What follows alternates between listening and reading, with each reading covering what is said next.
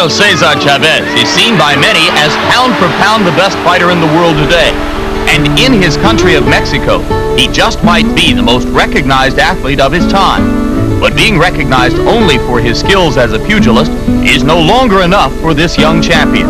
Once content with living a low-key and anonymous lifestyle, Chavez now opts for the bright lights that boxing has to offer. And oh, how things have changed. It goes without saying that boxing is entertainment, and the more visible a fighter, the more his marquee value increases. As hard as Chavez has worked toward becoming a world champion, he's now working just as hard at becoming a marketing commodity, a Madison Avenue sweetheart. And why not? Advertising agencies have always looked to athletes to endorse their products, and for their services, they're paid big dollars. But most of these athletes have been household names, and more importantly, they speak English. Chavez's drawback is that outside the world of boxing, he's still unknown. And he doesn't speak English. At least, not yet. The book. This is the table. This is a cassette. This is a paper. This is a paper. Paper. Oh my God. Bueno, I know that I am at a disadvantage because I do not speak English, but I am trying very hard. I'm learning the language for myself so I can be someone in the world. I'm practicing every day. In 4 or 5 months, I will be able to understood by American people. Unlike with the English language, Chavez has no problems expressing himself in front of the camera, whether in or out of the ring. In a recent modeling session with famous fashion photographer Francesco Savulo, Chavez looked well at ease as Savulo snapped away. And then in another session, arranged by Don King with intentions of attracting a major corporate sponsor, Chavez was indeed a natural.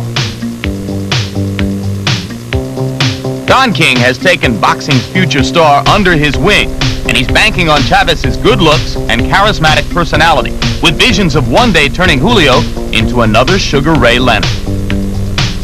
Julio Cesar Chavez is a world entity. He's no longer just belonging to Mexico, he hails from Mexico.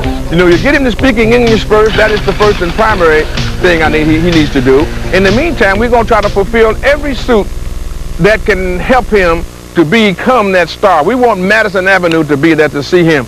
But what will advertising agencies and executives on Madison Avenue say when they do see Chavez? Will they be as willing as Don King to make Chavez their front page priority?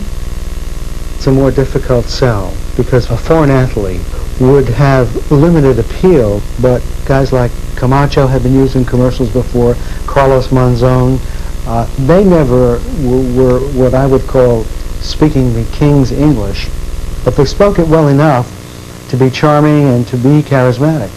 And I think that's something that someone like Chavez would have to work on before a client is going to put millions and millions of dollars behind that particular individual. Despite all the commotion and King's efforts to hype the young champion, Chavez remains strictly focused on his priorities. So many people have plans for me to do commercials, movies, television. That's why I am here in this country. There is so much financial opportunity, not only for me, but for my family as well. Right now, I just want to be a great fighter. Just how popular Chavez becomes is still to be seen, though it is safe to say that unlike a few fighters who received celebrity status almost overnight, Chavez has been forced to take the long road to recognition, similar to that of marvelous Marvin Hagler. But Julio seems to be on the right path, committing himself to a country where dreams can come true. Only time and the quality of his opponents will reflect how brightly his star will shine.